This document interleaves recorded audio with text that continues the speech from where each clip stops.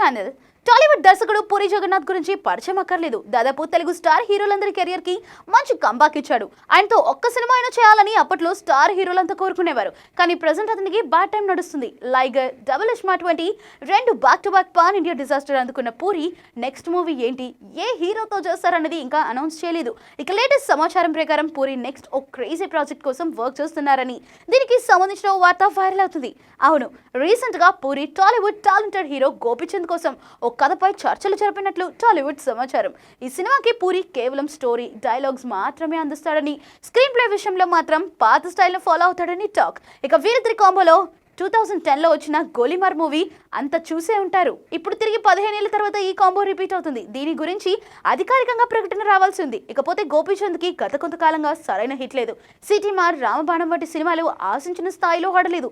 దీంతో ఇప్పుడు స్టోరీల సెలక్షన్ విషయంలో మరింత జాగ్రత్త పడుతున్నారు గోపీచంద్. ఇందులోనూ శ్రీనివాస్ చుట్టూరి నిర్మాణంలో మరో సినిమా సెట్ అయిందనే టాక్ ఉంది.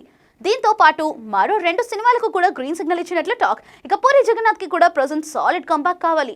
రామ్ పోతినేనితో ఎన్నో అంచనాలతో తెరకెక్కిన డబుల్ స్మార్ట్ కూడా దారుణమైన డిజాస్టర్ ను చూసింది. దీంతో ఇప్పుడు గోపీచంద్ తో తెరకెక్కించే సినిమా హిట్ అయ్యేలా ప్లాన్ చేయాలని సన్నాహాలు చేస్తున్నారట. ఇక ఇటువంటి మరిన్ని అప్డేట్స్ కోసం ఫాలో 23 ఛానల్.